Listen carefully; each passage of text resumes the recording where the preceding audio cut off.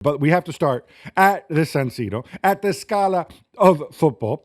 Inter and Arsenal. Now, I said before this game, both have really important games coming up at the weekend. Yeah. Arsenal are away to Chelsea. Inter play Napoli. And I said, look, it's a league format. A draw would suit both teams. Yeah. But I think two big penalty calls, one given, one not given, ended up changing this game. Yeah, absolutely. I thought Arsenal will be unlucky not to get one on the summer punch on Merino, because I don't think he gets any of the ball, and he clearly punches Merino in the face. Right. And I think anywhere else, if there's a defender that misses the ball and clatters into you, that's a foul anywhere on the pitch. If you clatter into the goalkeeper, who is often very protected, that's a foul given for the goalkeeper. So I don't know why this is not a penalty. I think the reason it's not a penalty is because they saw him touching the ball. I did not see it. No, I me neither. or rather, I've seen replays. I can't figure it out whether he touches the ball or not. I can't do it definitively. Maybe that's what it was. I agree with you. If he doesn't touch the ball, or maybe if the referee gives the penalty, Yeah. and VAR looks at it and he's like, I'm not sure that he touched the ball. Let's let the penalty stand. Maybe it is one of those Yeah, I think so. situations. But it was funny because Martin Keown, speaking on a broadcast here in this country, said it looked to him like it touched the ball. And, he wouldn't want his keeper penalized. So this notion Oh, yes. that you Not can an get, easy one. there is a separate argument to be made. Oh, just because you touch the ball, are you allowed to get away with anything, right? Yeah. And that's a whole separate issue. But Arteta very angry about that. The other penalty, Jules, I think every day of the week. I'm Yeah, sorry. he's very close though, but that's the only thing. But even that, his arm is way out of his body. They take it into account. There's no reason for his arm to be out there. I Absolutely, know yeah. he's balanced, whatever. Just Yeah. be more coordinated, right? Yeah. I didn't think Arsenal played badly in this game, No, I agree with you. considering the absences and everything. But I also think Inter prepared really well. And what I love the fact, and I can't emphasize this enough about Inzaghi, when he says, I have 20 first team players, he means it. Yeah. He leaves out his best defender, Bastoni. He leaves out maybe the best wingback in the world, or close to it, Fede Di Marco. Yeah. He leaves out his best midfielder, arguably, Nicola Barella. And Thuram. And he leaves out one of the guys who's supposed to be one of the starters, Marcus Thuram. Yeah. This is how he sees football. Yeah, and I don't think Inter did much apart from very good defending in that game, but it was enough to get that penalty and score it, and then to defend well. There was always a block. They were very well organized. They didn't give too much to Arsenal, as we saw what they did away at City, for example, when they drew 0-0, and it was a very similar, strong defensive performance. And as much as Arsenal lacked a bit of creativity and inventivity, there's just clearly something missing right now with the ball. Then it's all credit to Inter as well for the way they defended. Yeah, I think what's missing, obviously, Martin Odegaard is missing. And I think, especially in games like this, it's really noticeable. Yeah. The pumping crosses into the box, I think it was 46 crosses. 46 I think, again. crosses and 13 corners. But there's two things. One is set piece, yeah? Okay, stop showing that guy. I'm sure he's brilliant, but a great set piece coach, a brilliant set piece coach, might be worth a couple extra goals a season. It's difficult to score off set pieces. It's not that easy. Yeah. You don't need to show him every single time, and obviously they prepared for it, nor do you need to ridicule him because he can't get anything done. They're playing against three center backs who are really good, and a team that defends well, and a goalkeeper who's very brave and comes out. That said, Jules, I do think there is a legitimate discussion to be had about alternatives to Kai Havertz up front, especially in those situations where you are going to put the ball into the box. All right, Jules, I'm going to elaborate on my point here. As you know, back when people were saying, oh, Arsenal should sign Ivan Toney, blah, blah, blah, I was, Kai Havertz defender number one. I think enough of this stupid 8-10-6-4, whatever. When he plays up front, he's got all the tools to be a center forward. Yeah. Right? And I like to think I've been proven right. Arsenal have been very good with Kai Havertz as their center forward. That said, the guy's playing all the time. Yeah. There is no alternative. And the fact that he plays all the time, what it suggests to me is that Arteta says, I need somebody like that up front for me to play my football. if he was in a position where he felt comfortable varying it, putting Jesus there or Trossard, two little guys running around, whatever, maybe even Raheem Sterling, sure, fine. But he doesn't, because Havertz is always freaking there. Yeah. So I can't help but wonder, did they miss a trick here? How important is that alternative to Havertz? Maybe in this one, if they were going to leave you the flanks and you were going to pump balls, might it be helpful to have another big fella in there? Maybe, this kind of thinking, or maybe just to give Havertz a little bit of rest. Yeah, I mean, we saw Gabriel Jesus coming on in the game on Wednesday night, and Havertz playing a little bit deeper then behind him in that second half. So put on the little guy who doesn't score. No, yeah, I mean, I don't know if he's the answer or not, but it's just another option that you have up there. I just don't think there's many players like Havertz in general anyway, with his size and with his technical ability to have the two combined.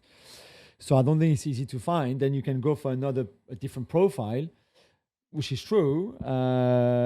But I certainly think that he needs a bit of a rest, because you're right, he looked jaded at time. It's not the same run exactly. It's certainly not the same influence and efficiency in front of goal. And I think this efficiency, the block from Bisek, for example, in the second half, I'm not really sure why he chooses to put the ball there. I think the other side is quite open.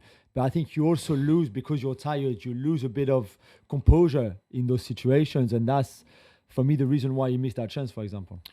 On Inter, we can celebrate Hakan Çalhanoğlu. What is it, 15 consecutive penalties, I think. He's never going to miss. He doesn't even look like he's stressed or anything like that before taking them. And Inter do look a lot better when he is in there in front of the back four, because he can combine the attacking phase with a defensive phase. And I think it's interesting. We've seen this happen a little bit with other people, where earlier in their career, they're kind of like sort of number 10s, creative types. Yeah. And then as they get older, they move in front of the back four. I think they have an understanding of space, which is much better. And I think very obviously in this game, Arteta's plan was to put Trossard on him to kind of shield his playmaking. And he dealt with it so well. I thought he either kept slipping away from Trossard, or he kept putting himself in a position, letting Zielinski go, in those periods when Inter had the ball, which admittedly wasn't very much after they took the lead. Yeah. More in the first half than the second half, because after that they just defended a lot. Talking about Edu leaving the club, now there's plenty of reports out there that he's headed for Nottingham Forest. Yeah, that's and right. our friend Marinakis. Yeah. We'll have to, I'm sure, Edu, if you're listening, and I know you often do, if you invite Marinakis to your house, please be advised that he may expectorate on the floor, because this is what he does. So that's only when he's angry. No, it's only when he's angry and he doesn't have a handkerchief nearby. Yeah, otherwise, he just puts the handkerchief in front of his mouth and coughs. coughs into that, spits into that, in fact. There's been suggestions that, there's going to become some sort of multi-club thing. They're going to add another club, blah, blah, blah. Edu's going to be in charge of they have three for now.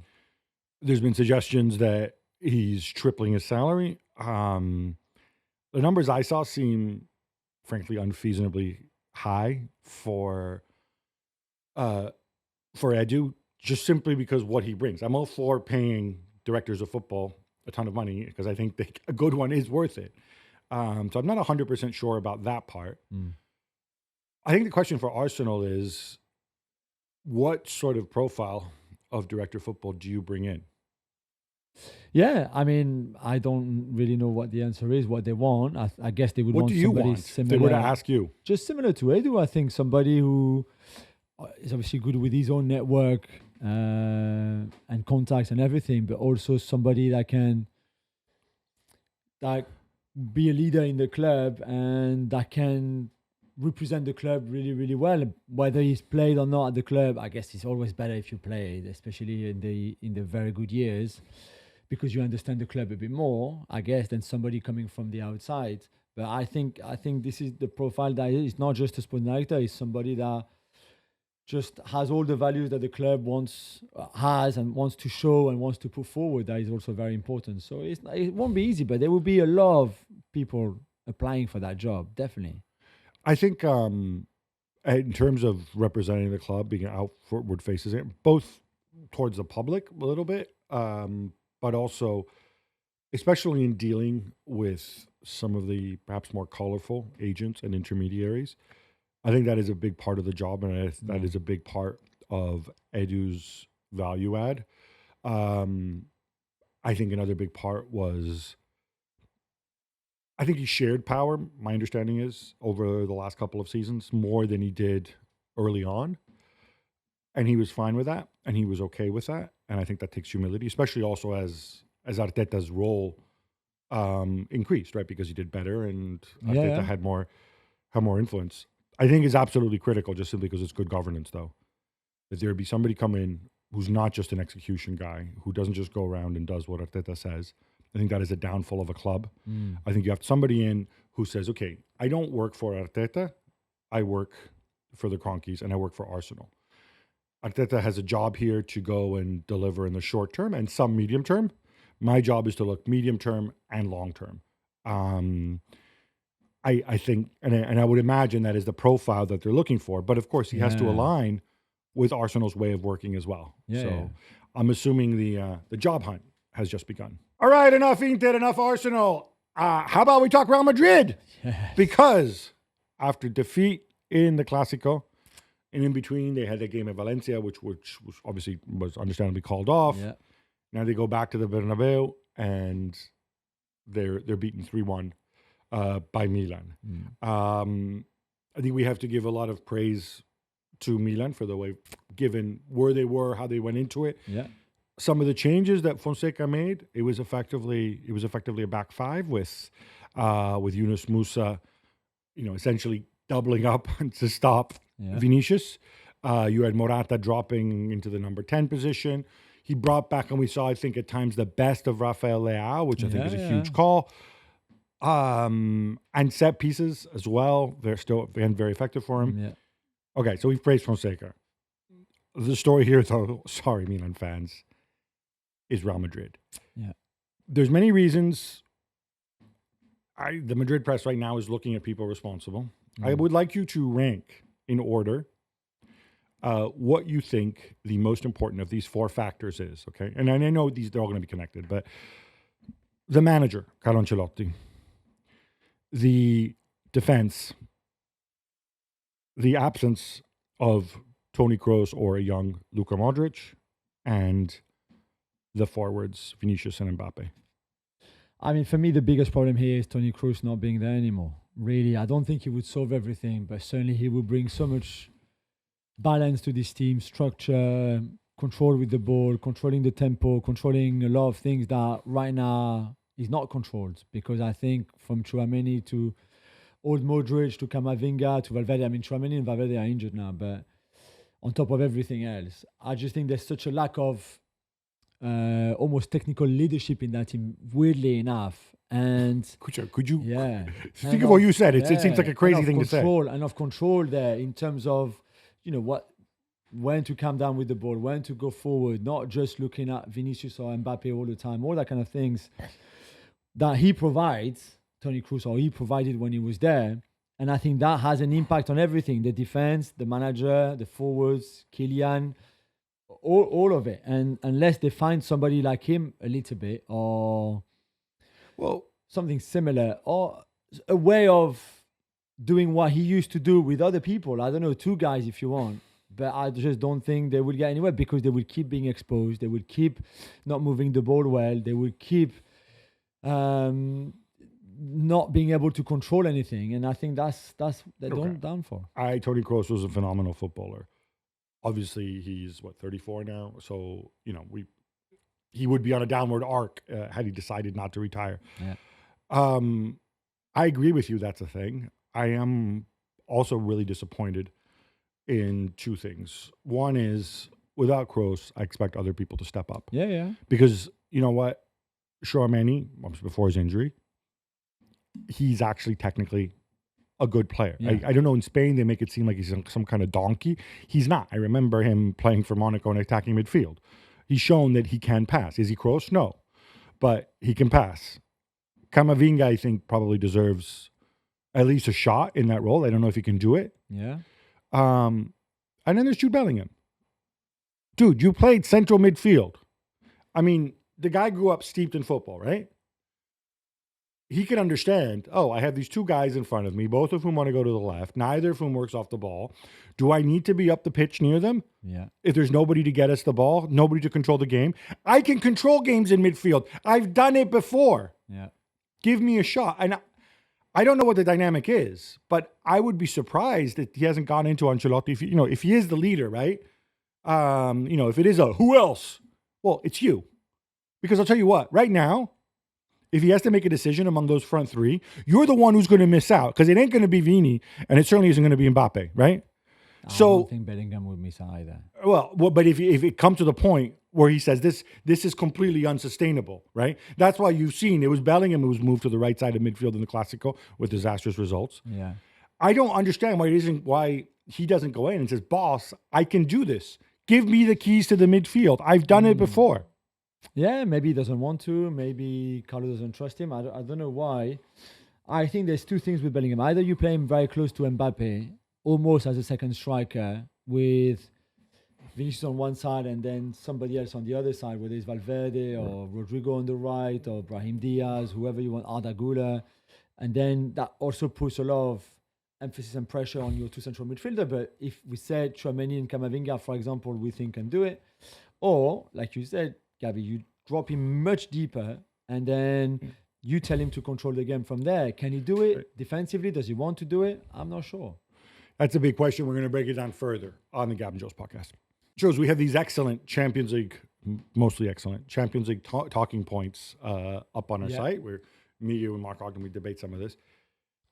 I am fascinated, and this is one of the things we look at. I'm fascinated by this solution, which is the most, if you want, hyper-attacking solution, right? Vinicius on the left, Bellingham and Mbappe in the middle. And by the way, we're not talking like 4-2-3-1 silliness. We are talking about Bellingham essentially being the reference point, right? And Mbappe buzzing around him, and somebody on the right, whether Valverde or could be Güler, could be my man Brahim Diaz. So there's two things to that. That would be super bold. Yeah. I think there's one of the counterindications to it is that you can't try it right now because Tchouaméni's injured anyway, right? So you literally only have Camavinga in central midfield with and Modric, and Modric, right? So for now, I would assume they'll just try to get something out of Modric. Yeah. Maybe Ceballos will be back at some point. Yeah, he came on, didn't he? The issue with that immediately comes to mind, though, if you're going to do that, is Vini in front of Ferland Mendy means that, Ferland Mendy sits, he's basically a center back playing left back, fine. But if you ever were thinking of overlapping or doing anything like that, if you, wanted to put Fran in certain games, Fran and Vini on the same wing with two central midfielders is really, really difficult to carry. Yeah, I guess so. But there's a lot of teams that, but you can have one of your two double pivot that comes across and leaves the other guy on his own against three midfielders. No, but you were going to say Bellingham. You're coming around to my view. You were going to say Bellingham. No. I think this can still work. I mean, the 4-4-2 and 4-2-4 formations are used everywhere all the time. So I think if you've got Camavinga on that left-hand side of the double pivot, he can easily help Fran Garcia and Vinicius as a triangle on the left not to be too exposed. I don't think that's a problem. So that would not concern me at all. What would concern me is obviously Bellingham playing in that position. I think Bellingham is the key for me to solve this anyway. Because the Toni Kroos out of retirement, like I wrote on the talking points, is obviously tongue-in-cheek. Yeah, it would be great if Toni Kroos could come back and be 5 years younger, by the way, too. But it's not going to happen. So for me, the key is Bellingham. If you find the right position for Bellingham, where Bellingham can almost carry this team in a way, certainly defensively, carry this team or in terms of balance, then I think you would have solved a lot of those problems that we mentioned. But does he want to be the solution? Can you find the solution? Is he even the solution? Because I'm saying that for me, he's the solution, but he might not even be, and I might be completely wrong. But the only way I see it is, for me, he has to be the solution. Yeah, and I think we need to find out. We've seen different versions. We almost saw Real Madrid play a back three recently, where he said it was. Well, it's not a back three, but it kind of looked like a back three. I don't think they can play a back three simply because they don't have enough bodies. You can, because leaving aside Chouameni's injured, but even with fit Chouameni can't be in midfield and at center back at the same time. Even he's not good enough to do that. You could think of a hybrid like with back in the early days of Pep, the salida la Volpiana, when like Busquets would slot in between the two and the fullbacks would push up. Again, if your left-sided fullback is Ferland Mendy, it doesn't really fill me with too much confidence or make me think there's too much value add there. There's a broader issue with the center backs that I don't think they're playing particularly well. Yeah. And you can say, well, you're being exposed because they just kind of run through the midfield. But at the same time, there's an issue there. Yeah, I think Rudiger has been much better in front of goals of the opposition goal because he scored an amazing goal again that was disallowed for offside, like a tiny offside. And he obviously scored previously in the Champions League as well. But defensively, I think they've had massive issues. I mean, Lucas Vazquez against Rafael Leao, anybody before the game would have said, okay, this is where the game could be won or lost for Real Madrid or for Milan. And that's exactly what happened. There's this photo that Rafael Leao, who's a naughty boy, as we know, put on his own social media where he's dribbling past Lucas Vazquez, who's on the floor because he tried to tackle him and clearly was too slow. And Rafael Leao is smiling, literally. But imagine that's a still, so that's a photo. But during the game, he saw Lucas Vazquez missing the tackle and was smiling at him, looking down on him. So that matchup was always going to be lost by Lucas Vazquez anyway. The Rafael, sorry, go ahead. No, it's just the Carvajal injury on top of everything else just adds to the mess again. Rafael Leao he's one of those guys who just smiles. He just plays always with a smile. Stefano Pioli used to wonder, like, why does he keep smiling when we're losing the game and he's playing like rubbish and he's still wandering around smiling? Yeah. It's just the way he is. It's just his face. All right, with this in mind, we expect them to do something in January. I think they have to. They have to. Ideal profile, I think, a guy who can play center back and right back, right? Yeah, I think Jules Koundé. I imagine Jules Koundé. No, I think also a Zubimendi type or a Rodri type. They're hard to find. There are not many. But I think for me, they will have to be, because he can't be Toni Kroos and it's not Luka Modric and it's not going to be, and it seems like they've lost faith, or certainly a lot of faith in Chouameni. I think they will go, and look for a number 6. What I would struggle, though, with a number 6 is then you get into a number situation, because just even projecting forward, and Real Madrid don't often project forward, you have Camavinga, you have Chouameni, you have Valverde, all of them young or youngish. Yeah. Those are 3 guys who are starter quality. If you bring in another big midfielder, like a Zubimendi guy, all of a sudden, if it is that level, then this is a guy who's going to have an impact and start. And then you're saying Bellingham's never coming back into midfield, right? Because then you've got 5 on that level. And then it becomes really, really difficult to manage. Yeah, but you can't have 3 either. Sorry? You can't just have 3. I think they need another body in that, especially if you move Bellingham forward. Modric, this is the... Modric is, at times, but he will be gone at the end of the season. So why not in January going for somebody like that and have 4 players for 3 positions, for example? I would lean more towards, and I don't think I've said this before, and I don't think this should be difficult to find in Spain because there are so many players like that. Somebody like what Ceballos was supposed to be. So in other words, a guy who in certain games, or a young Jorginho, if you want, a guy who in certain games comes in and does that role, offers you that creativity, that passing, that Modric can still give you, but obviously not every game and not for 90 minutes. And then you muddle through that, and then you take stock where you are at the end of the season. Yeah. Zubimendi, different. Also, I'm not sure Zubimendi, for all the love of Zubimendi, can bring he can give you the defensive solidity. Even Rodri, frankly, they're not going to be a match for what Kroos used to bring. And I think right now, you need that on-the-ball creativity maybe even more than you need the defensive side of the game. And one more other thing I think we both agree on, you need Thibaut Courtois to be fit. Yeah, that's it. Because there is a big gap, and Thibaut Courtois papers over a ton of cracks. All right, enough Real Madrid. How about some quick hits instead? Let's go, Gab. Ruben Amorim Sporting beat up Manchester City 4-1. Jules, 3 defeats on the bounce for Pep Guardiola. The last time that happened was in 2017-18, and Brighton are up next. Yeah, I think it's quite worrying. Although we've seen it before, we've said not so much 3 defeats in a row for the first time, as you said, in 6 years. But last December, remember, they had, I think, 3 draws in a row, and Pep was like, "I'm worried. I can't recognize my team." The December before that, in 2022, he was the same. They were not playing well, and then they won the treble at the end, and they were great between December and the end of the season. So I'm not too worried about them. However, there are things to sort out.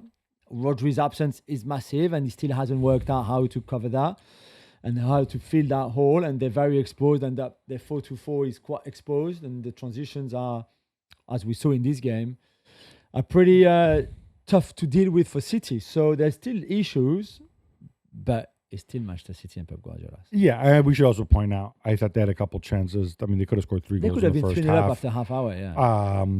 Haaland missing a penalty. For context, when they did lose those 3 games in a row, back in 2017-18, they had a 16-point lead. And that's when, sandwiched in between Champions League games against Liverpool, which they both lost, they played against Manchester United and lost that one too. Again, when you got that sort of lead, it's a different context. What I worry about a little bit is Haaland's playing a lot. And again, I'm concerned about playing time, about intensity, how that's going to affect you. So I think that is more of a warning. Good news is Kevin De Bruyne close to full fitness. He was on the bench. Victor Gyokeres got a hat-trick in the game, and there's plenty of hype of a possible big move. What do you think, Gab? He's 26 years old. So we see him bullying Simpson, Pusey, or whatever.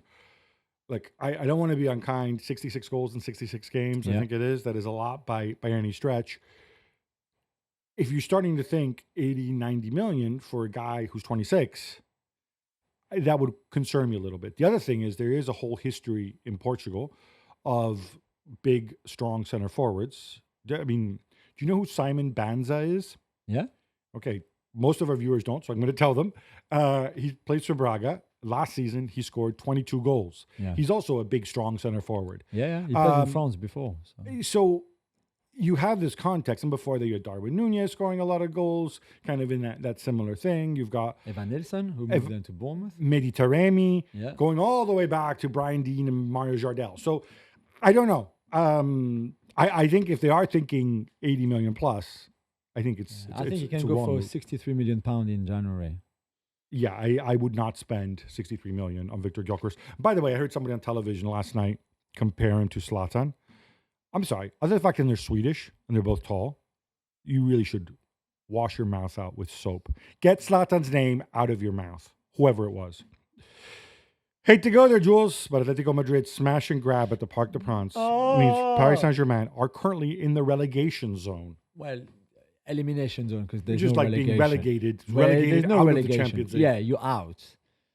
We're 25th in that table. I don't know how PSG lost that game. I really don't. I thought at times they played really good football. They moved the ball well. The movement was good. Hakimi and Dembele and Joe Neves. Zaire Emery scored a lovely goal, and then Atletico Madrid touched the ball 8 times in the PSG box and scored 2 goals. I mean, it's unbelievable. Luis Enrique said after the game, we need 20 chances to score 1 goal. The opposition, they sneeze and they score. Yeah, you'd almost think you'd have a bad joke, clinical center forward that you paid 75 million for. Yeah, hey. Well, they even played him, so things must have been really bad for Luis Enrique to put Colomwani on. It's one of those. It's been a problem all season long. They don't take their chances. They're good at creating them. They're good at moving the ball and arriving in the box. But when you see Hakimi's decision-making last night on Wednesday night... Oh, when they had the 3 guys open in the box and he takes it himself. He crosses when he should shoot. He shoots when he should cross. It's just unbelievable at that level. Xabi Alonso's return to Anfield and Bayer Leverkusen get spanked 4-0 by Liverpool. Gab, is this more about Liverpool being good or Leverkusen being bad? It's both, actually. Like the first half, I thought Leverkusen showed Liverpool a ton of respect. You only had Wirtz and Boniface. He had like the three central midfielders. Normally, like have two attacking midfielders with Boniface. I thought Wirtz did virtually nothing. And the first half was kind of a boring, grinded out type situation. But then in the second half, Liverpool just took advantage. It's almost like Liverpool lifted it up a gear. He tweaked Curtis Jones's position to great effect. We saw Luis Diaz through the middle, which I really, really like. Yeah. I thought, again, I'm a brave decision, but he's trying something different for that situation against three center backs, Luis Diaz, every single day of the week. And now Leverkusen, 1 win in their last 6. Yeah. And that's if you don't count their win against something called Elversborg, who I think are just a little community of elves in Rhineland-Westphalen. Barcelona romped to a 5-2 win away to Red Star Belgrade. Jules, Flick's fledglings do it again. Yeah, I mean, they were very good going forward. As expected, 3 assists for Jules Koundé, a guy which the last time happened was Jordi Alba like 6 or 7 years ago, I think. By the way, Jordi Alba is a winger who became a fullback. Jules Koundé is a center back who became a right back. And playing with the old David Beckham boot that the bootmaker is bringing back. So it looked like David Beckham playing, really. The Predators. They're called Predators. Yeah, no, I know. I didn't know if we were allowed to say the name. Predator. So Jules Koundé impersonating very well David Beckham.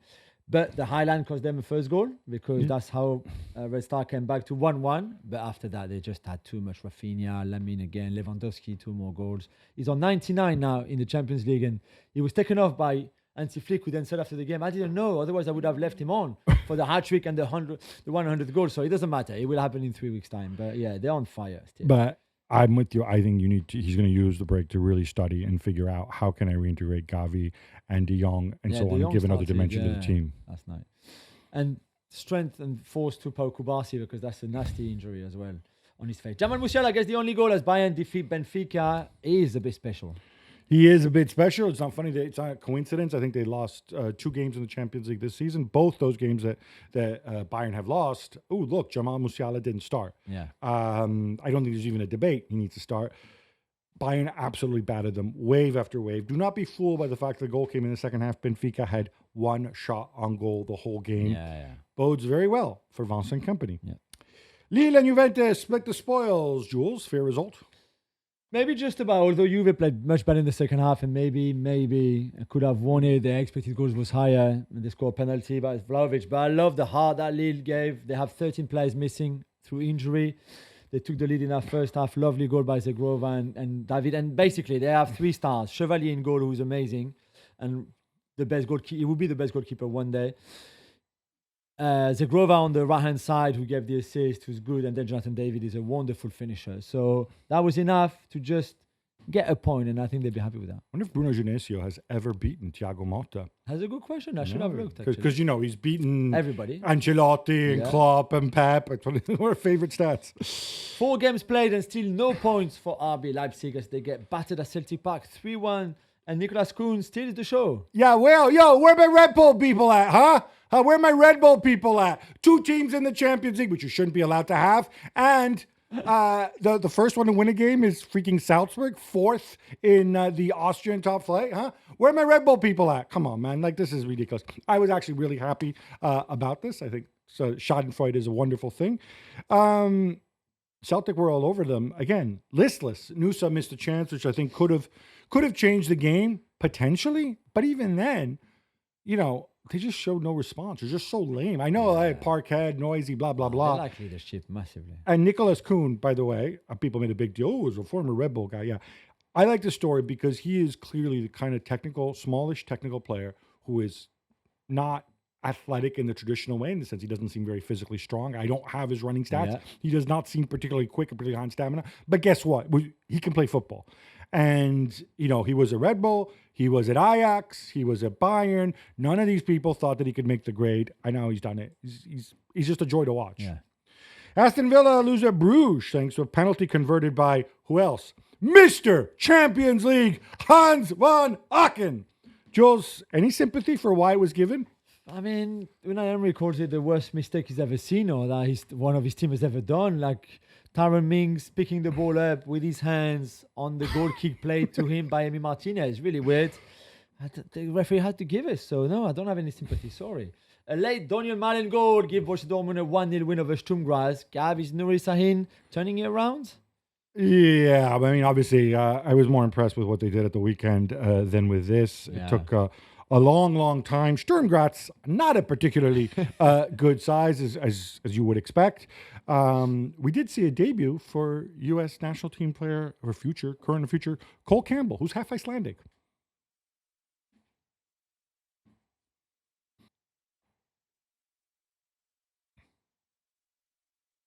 Neymar suffered a hamstring tear shortly after making his return from his long layoff. Jules, is this the end of the line? No, it looks like it. Gabby, I mean, he's out of contract in June anyway. And on top of the very long absence after his ACL, which is normal. Now, this happened when he was playing in the Asian Champions League. He can't play in the league because he's not in the squad. He didn't register him. Yeah, he can only be added in January. I'm not even sure if he would be there in January. I think they can terminate his contract. He probably would welcome it too, and then start over somewhere else. But it's really sad because you don't obviously want players to go through that. Great players, not so great players, anybody. And it's a real shame. I'm not a doctor, but of course you have a medical background. So a torn hamstring, different from a ruptured hamstring, the return isn't going to be, I mean, we're not talking 9 months out. 4 to 6 weeks, I'll say. So you can still hope for January. Yeah, hopefully, yeah, definitely.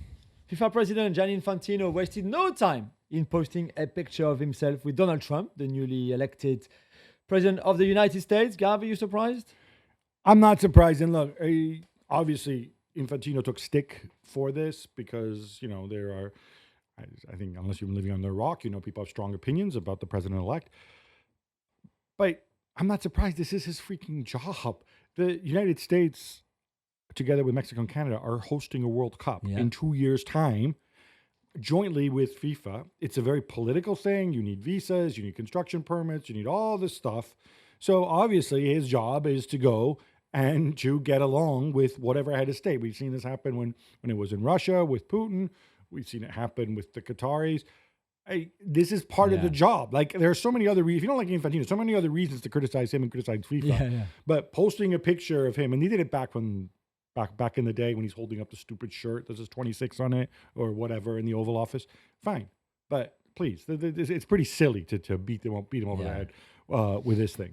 Jules, our views on Peter Bosz are known to all, but we have to give him some credit for bounce back ability.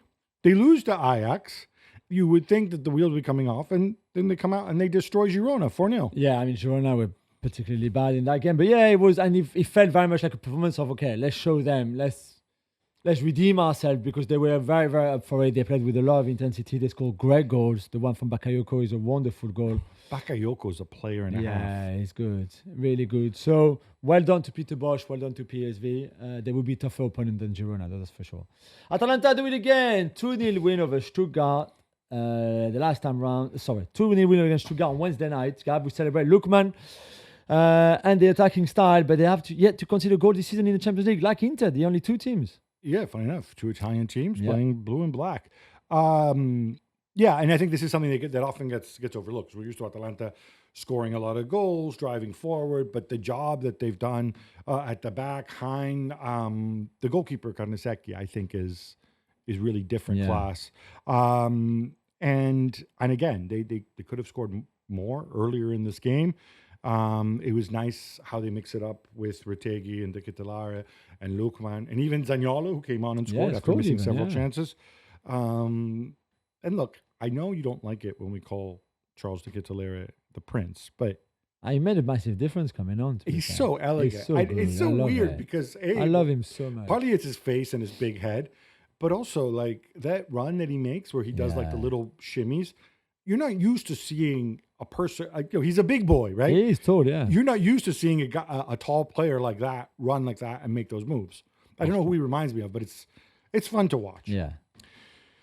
The miracle of the breast lives on, Jules. How about that win at Sparta Prague? They are joint second. And correct me if I'm wrong, I believe they had never played in Europe before this year. Never, ever. For me, this is the fairy tale of this Champions League so far. More than Sporting, who also have 10 points, more than Monaco, more than all the other teams behind them.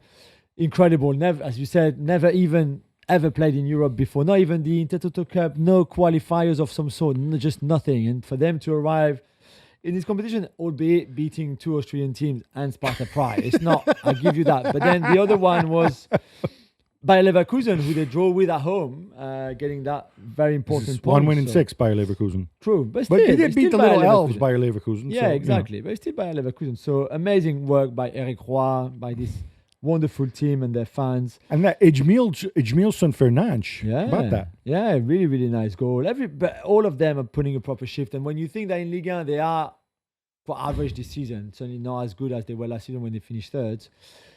Because I think all their focus, everything is on the leave for those Champions League matches. So I hope for them that form continues. A late Tilo Kehrer goal gives Monaco a big 1-0 win away at Bologna. Gab, with one exception, my French boys are doing quite well. That exception would be... I don't know. I won't go there. No, we don't have to. I think they deserved... I feel for Bologna because they have a guy who I think is one of the best sort of below-the-radar center forwards around, this guy Castro. And he had a goal disallowed. Yeah. He works so hard. He strikes the ball so cleanly. I mean, you're talking about pure finisher. That's kind of what this guy is, except he doesn't score, which is obviously a bit of an important detail for a center forward. Bologna are just outclassed by a team that's, I think, better coached. Monaco happy to leave them the ball and a lot of fruitless possession. I think it's part of the learning curve, and I think Monaco deserved their 3 points. Dinamo Zagreb come from behind to beat Slovan Bratislava 4-1. Jules, they were beaten 9-2 by Bayern in week 1. But now they're ahead of teams like Bayern, Real Madrid, and Milan in the table. It's the magic of the Swiss model. Exactly. I mean, they beat Slovan and Salzburg, so that's 6 points in the bag pretty easily, I think. And then they had that draw with Monaco and the torrential rain on a really, really wet pitch. So well done to them. It will get tougher for them, and I don't know exactly where they will do, but they've got really good young players. Baturina, they played some good football. Sucic, yeah, very good young generation coming through. So it's good to see for them. Salzburg at their first win for the Red Bull organization, as you said earlier in the Champions League, with a 3-1 victory away to Feyenoord. Gab, Pep Linders finally gets it right. Yeah, he gets it right for a night. I mean, they're still 8 points back in the league in Salzburg. They're in 4th place. I mean, it's kind of hard to do being 4th in the Austrian league. Karim Konate scoring a couple goals.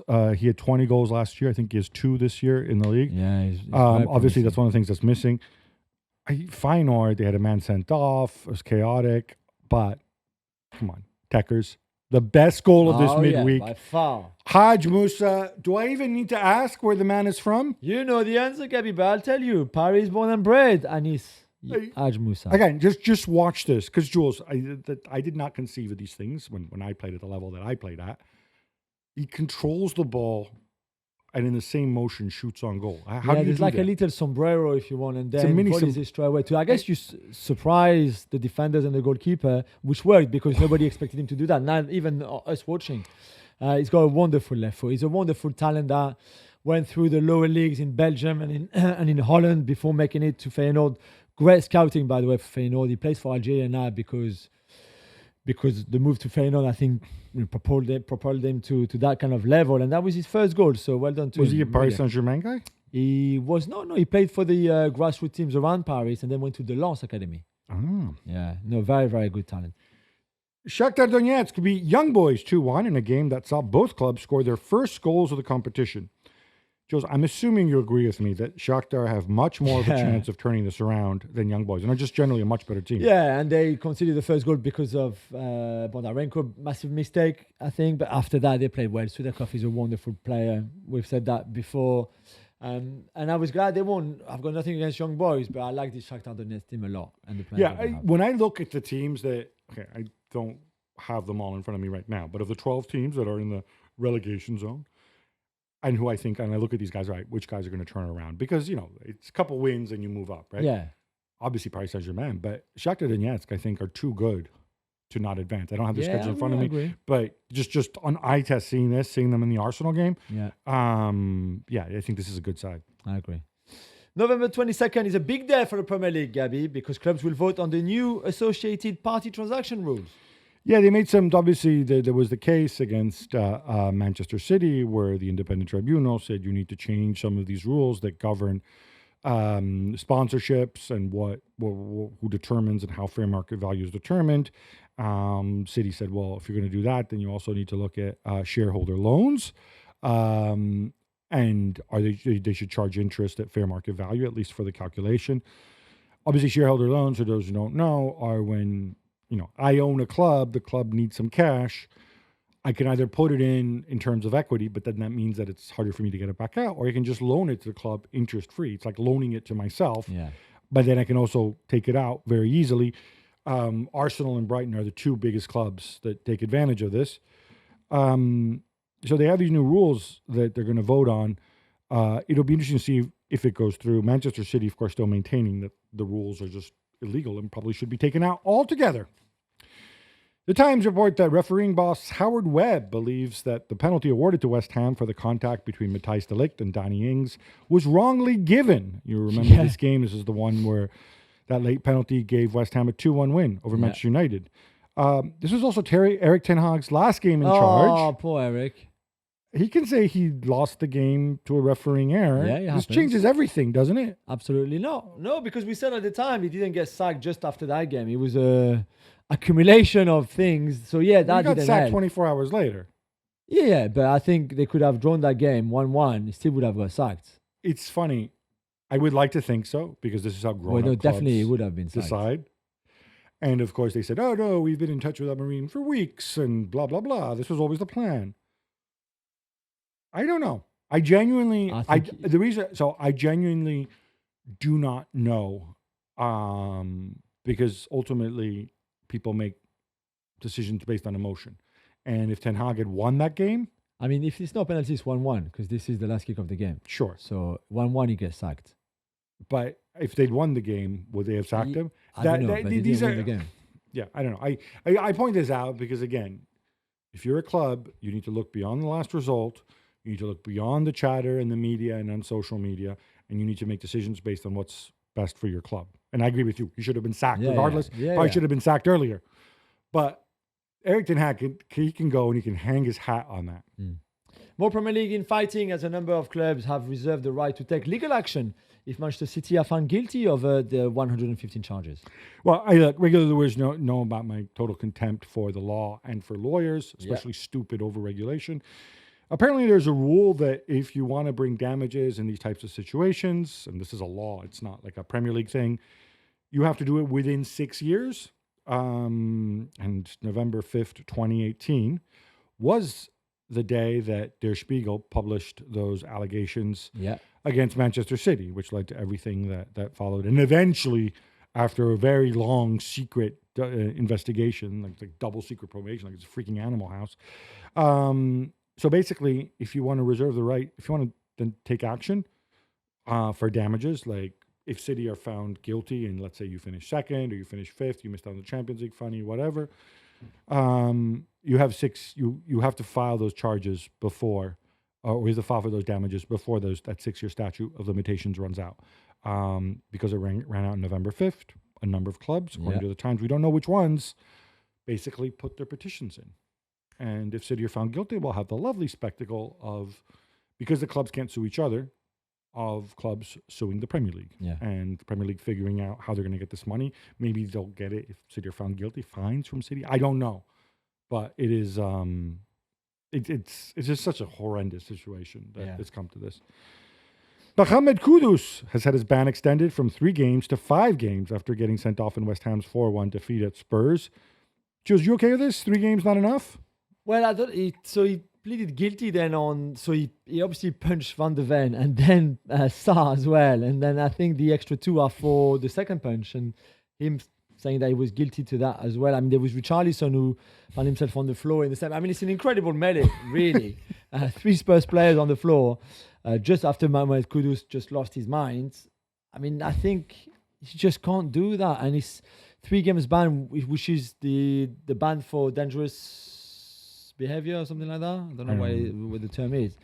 I think 5 is a long time and it's a bit harsh, but it's probably deserved after what he did. Really, you can't do that. And it's a blow for West Ham and our man Lopetegui. Yeah. And then Crespo has resigned from Al Ain after they were knocked out by Cristiano Ronaldo's Al Nassr in the Champions League. Gab, he won the Champions League last year. He won the Copa Sudamericana. He won the double in Qatar. Should European clubs look at him? Yeah, and I'm surprised they had. I mean, he had experience at Modena, but that was like in 2016-17. Yeah. This is a guy who's literally won stuff pretty much everywhere he's been. Even won the Paulista at Sao Paulo. He's worked in Brazil, in Argentina, in Italy, in Qatar, in the Emirates. He's beaten bigger and better financed teams. I mean, when they won the Copa Sudamericana, he did it with Defensa y Justicia, which, not exactly one of the South America's big boys. He obviously has a pedigree playing for massive clubs from Chelsea to Inter to Lazio. In Europe, he's very well connected. He speaks 4 languages. I mean, I'm biased because I know and I like the guy. So Hernan, I hope you get a job. But I do wonder about that. And I wonder also if kind of Asia, now that there is money, there's more attention there, can kind of be a proving ground for managers who then get a serious look in from European clubs. Benjamin Mendy has won his case against Manchester City over unpaid wages. He'll be getting close to £9 million.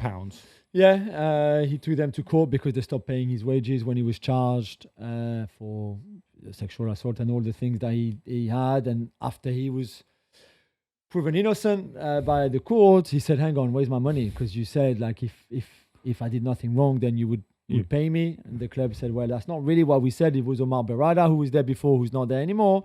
So he said, okay, I'll take you to court. And yesterday on Wednesday afternoon, the court upheld his case, basically. So City will have to pay. Can I say, this is a really, really bad look and really stupid look. And like you can say, no, £9 million, Sheikh Mansour has a lot. No, £9 million is a lot of money. Yeah. And weirdly, except for the time he spent in prison, this is another thing I just don't get about courts. So essentially, City stopped him from training in that time, which is why they didn't pay him, because he had these charges hanging over him. The court said, all right, you're entitled. He wanted compensation, I think $11 million. But because he spent some of the time in prison, unfairly, as it turns out, because he was ruled found not guilty, then City don't need to pay him for the time he was in prison, unfairly, but they have to pay him for the rest of the time when he was around, available to train and whatever else. And they said, no, we're not going to pay you. I don't think you can have it both ways here. No. Super Mario Balotelli made his return to Serie A in Genoa's 1-0 victory over Parma on Monday night. Gab, how did it go? Great. He came on within, I think it was 5 minutes to go, and within 5 minutes, he got himself booked. Look, it's nice to see him back. Nice to see the smile. It's lovely. I really don't think Mario Balotelli will move the needle for Genoa this season. Let's just leave it at that. Former Tottenham and Brazil midfielder Sandro is back for 7th tier Harborough Town in the FA Cup. Jules, I think this is a publicity stunt, but whatever. He didn't even retire that long ago. He's not that old. But a lot of people love these stories. Yeah, he's still very fit. I did a radio show with him last season and he looked really fit. He was still playing with his friend. But he's still a big guy? Yeah, still tall, still strong. Spoke really well at the time. And he said that he was doing some work with Spurs in hospitality at the Spurs Stadium for games. And then he met those 2 guys, the owner, I think, and the coach maybe of, what is it, Harborough Town? Harborough Town. And they said, oh, you're still fit. Why don't you come and play with us? We're still in the FA Cup, by the way. So he was hoping to be registered for last weekend FA Cup tie, but was not registered on time, so could not play. They still won. So now they're playing the next round where he will be able to play. And I'm sure he can still do a job. It would be wonderful. And I think a lot of people, the story has gone a bit viral. There will be a lot of people watching that game. I can't remember who they play. They play like a good team. No, they don't. They play Reading. Oh, is it really? Yeah. Oh, so even better now. Imagine knocking Sorry, Reading that's out. a dig at producer Freddie, who, of course, is a big fan of both Reading and Union Berlin. He sure knows how to pick them. them. And Harborough Town as well, I'm sure, producer Freddie.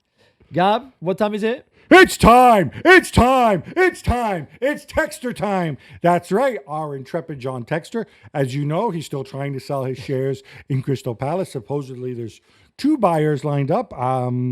As we know, he has zero leverage because, as we pointed out before, the way the Palace ownership is structured, his shares, even though he's got 45% of the club or whatever, he only has 25% of the vote, and the other guys generally don't let him get his way. So yeah, you'd be going into that if you buy Texter's share, but maybe somebody will, and if they do, or maybe even if they don't, he's been linked with trying to buy Watford from the Pozzo family. Are they selling? You never know with those guys. It's interesting. I mean, I had the opportunity to sit down with Gianpaolo Pozzo, who's in his 80s. He became president of Udinese back in like 1983. It's absolutely crazy. Yeah, 40 amazing, years, right? Amazing. But they sold the family business, and now their family business is essentially football. His son Gino, of course, runs Watford. I think it's profitable for them, as I understand, or certainly as it's been reported. So I'd be surprised if he were cashing out. But then again, if somebody shows up with enough money, it's interesting. Just as a quick aside on this, I was speaking to somebody who helps foreign buyers buy and sell clubs, not just in the Premier League, but in the Championship and League One, and in fact throughout Europe. He fielded an inquiry. He wouldn't tell me what the club was, but he fielded for an inquiry from a club up north in the north of England in a not particularly glamorous, not particularly big, fancy town. The owner actually said, could we buy the club, but then build a training ground in London so that I can attract players to London? Yeah. And then we would only go up for the games. And I think the current owner said, I don't think that would go down very well. La Liga has postponed Valencia v Espanyol and Levante v Malaga in the second flight as the region continues to deal with the aftermath of the floods in which more than 200 people lost their lives. Jules, playing clearly not an option, and some people felt that no game should have been played in Spain last weekend. Yeah, last weekend there should have been no games at all, whatever the divisions. This time it makes sense certainly for the clubs of the region not to play. The others, I guess, can play. There's obviously a lot of help coming from everywhere, especially in Spain, but from all of outside of as well of Europe and around the world. Financially, especially to come and help the victims of this terrible flooding that we saw. So again, it's normal that there's no game in the area this weekend, and we wish them obviously all the luck and all the best they can have now and the recovery. Yeah, it's always a tough one. Do you play? Do you not play? A lot of people came out one way or another. You just hope that people learn. Yeah. And sticking in Spain, Gabi, Marcos Llorente missed a game for Atletico against PSG on Wednesday night. So he did something very special instead. Yeah, and I love the story because, so here we are. He missed the game because he was injured. Yeah. But he got permission from El Cholo Simeone. He woke up very early in the morning and together with his dad and other volunteers, he drove 400, those power washers, those things that they like there's like a jet of water and it's used to remove mud. He drove 400 power washers from Madrid. That he bought himself. Yeah, that's right. At a cost, incidentally, these apparently cost, 180,000 euros, I think. Yeah, I assume he got some sort of bulk discount. But still, this is putting not just your money where your mouth is, but also your time. Yeah. And the interesting thing about this is he didn't tell anybody he was doing this. He told Simeone. They only found out because he was recognized. Yeah, when he turned up, yeah. Yeah, and he left at 5:00 in the morning, so he was turned up very early, handed them over, and then others recognized them. They filmed them, and so on. And he didn't want this known. I'm told of at least two other footballers from Atletico Madrid who have done similar things, but except I guess they're not as handsome as Marcos Llorente, so they were never recognized. Yeah. I just think it's these little gestures, right? Which are actually big gestures. And when you donate your time as well as your money, I think it has a multiplier effect.